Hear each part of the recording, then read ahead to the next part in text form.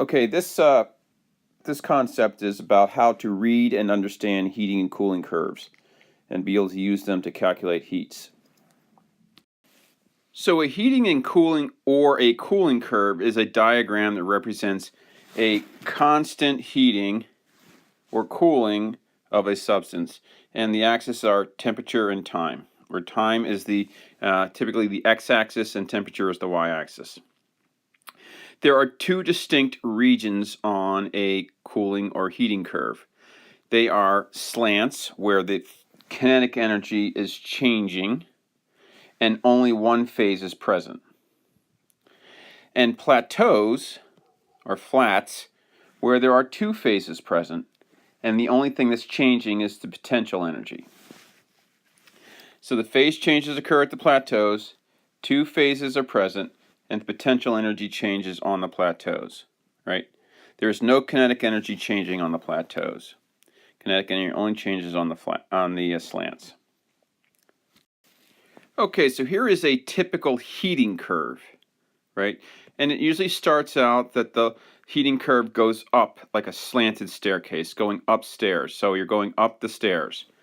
And on the heating curve, remember that the heat energy that we're applying or adding to the system is converted to kinetic energy on the slants, and that heat energy that we add to the system is converted to potential energy on the plateaus. And let's look at where those are right now.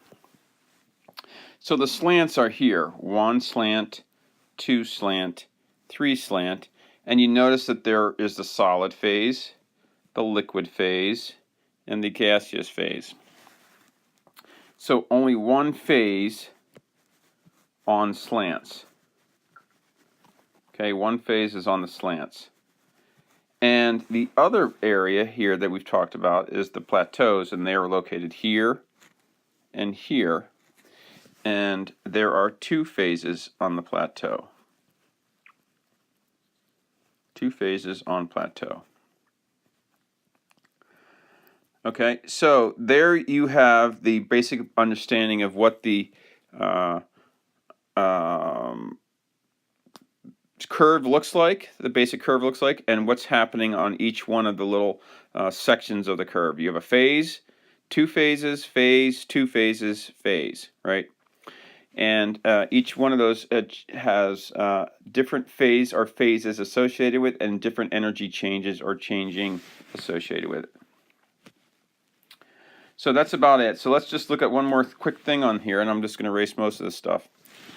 Since we are adding heat, we are adding energy, right? We're adding energy, so the energy is being absorbed. So the energy is absorbed, right? This whole process, although we are adding heat and the temperature is changing and increasing, it is an endothermic process. And that's a D. Endothermic process. The system is taking in heat. So it's an endothermic process. So heating in this case is an endothermic process. Okay, so now look at like the flip side of this, which is a cooling curve. So here's our cooling curve. And notice in this case, instead of the energy being changed into kinetic or potential energy, the kinetic energy is now converted back into heat energy on the slants, and the potential energy is converted back to heat energy on the plateaus. So we are losing, or the system is releasing heat to the environment. And that makes sense because here we're at a very high temperature, and now we're going to a much lower temperature as we go down, so that heat that's associated with those changes is being lost. Okay, so let's look at again where now we have some new types of terms on this particular page that we didn't see before, and they are associated with the phase changes.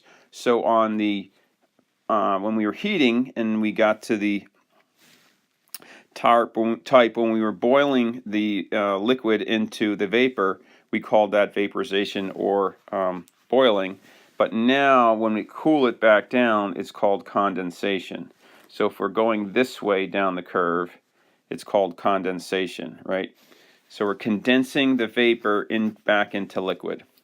And vice versa, and similar, when we take a liquid and we cool it back down into a solid, we call that freezing or solidification, right? So condensation is the opposite of vaporization, boiling, and freezing is the opposite of melting. Okay, so the other thing too to remember from this now is that since we are releasing heat to the environment, it is a exothermic process. Exothermic process, because we are gaining energy or heat back from the system. Okay, so again, the kinetic energy is converted to heat energy in the slants. Potential energy is converted to heat energy on the plateaus. Everything else is the same, except now when we calculate the heat, so it's going to be negative heat, right? Because we're getting energy back, or the energy is being released. Not that the energy is less than zero, it's just showing you a direction again. Okay, there's some new terms that you're going to have to know about now with the heating and cooling curve that represent the energy associated with a phase change. And they are heats of fusion and heats of vaporization, right? So these are these terms right here. And the heat of fusion is defined as the amount of heat required to melt 1 gram of solid. And our equation for heat is Q equals M times H fusion. And the H fusion of water is 334 joules per gram.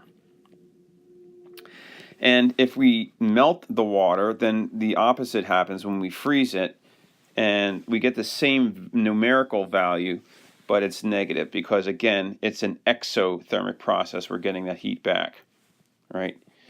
On the upper end of the curve, on the heating curve, we have a process called vaporization, and therefore there's a heat associated with that, the phase change.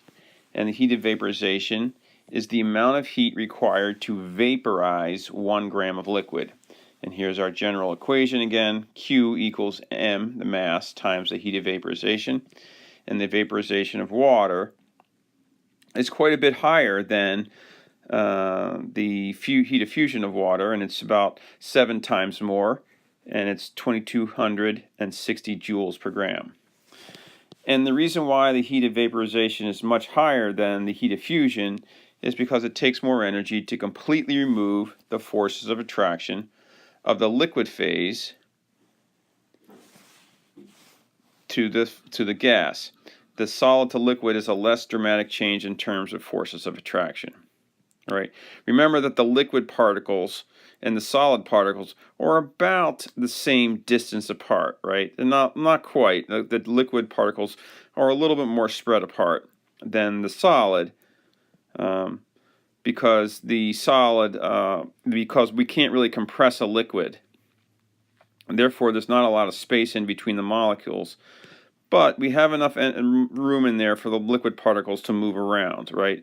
Whereas the solid particles really can't move around by themselves. So the energy associated with to break down the attractive forces to go from the solid to the liquid phase is dramatically less than the energy associated with breaking down the attractive forces to go from the liquid to gas phase. And therefore, that's why the heat of vaporization is significantly higher than the heat of fusion.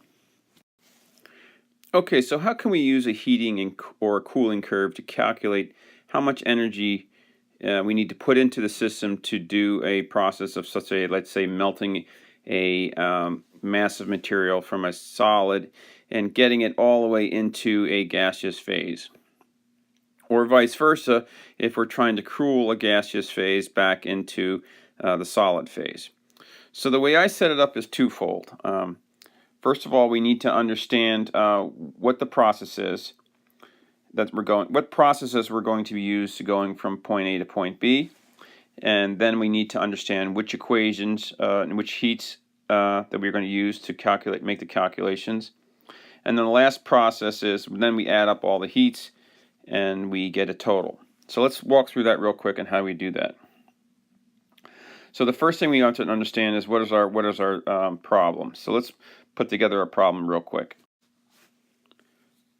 Okay, so I've written a problem on the bottom here. We have 100 grams of ice at minus 10 degrees C, and we want to convert that to steam at 115 degrees C. So basically, we want to start here, and we want to go all the way to here. So we want to follow this particular pathway. So we want to use the whole curve, right? So step one I usually like to do is then break it up into smaller pieces. So we want to first basically calculate how much energy does it take to go from minus 10 to 0, or the melting point. Then we want to calculate how much energy it takes to go through the melting phase and convert everything to liquid.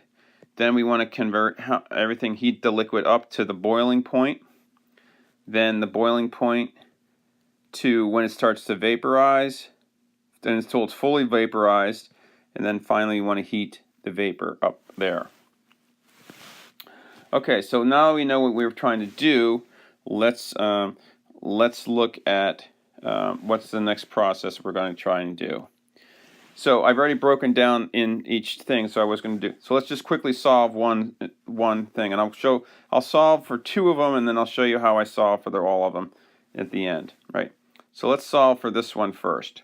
So we know that we're going to use Q equals mc delta T.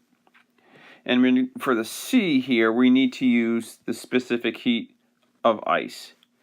So we need to put that there. We know our mass is 100 grams, so if I calculate this all out, it's 100 times 2.0906. And my change in temperature is going to be 10 degrees C, right? And so the answer will be Q1 is going to be equal to 2,060 joules, right, for this particular one. Okay, so we calculated the first one, and then now let's do this one here. So here's this section over here we're going to do. And now we need to use a different formula because there's no temperature change. So our formula is going to be Q equals the mass times, and then in this particular case it's the heat of fusion because we're going through that phase change. And when we do that, we get Q equals, and then that's 100 times, and then the 334 joules per gram, and that gives me this value here, right? 33,400, right? So now we've calculated this one here and this one here. So now we can now we're going to look at this section here, okay?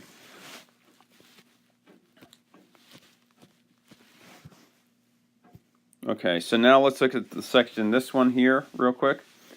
And I'm going to just quickly do this one more time. So Q equals, and then we know that's mc delta T, and our m is going to be 100. Our C is going to be 4.18 because that's the specific heat of water, and our delta T is going to be 100. And that'll give you, when you multiply everything out, that'll give you this value here. And you can repeat the process for the Q5 too, that Q equals MC for heat 5, which would be this place here, except for you're going to use a 2.0 for the specific heat of the steam, right? So now let's look at the last major section that we have to deal with, and that's the heat of vaporization. That's Q4, so that's here. That's here,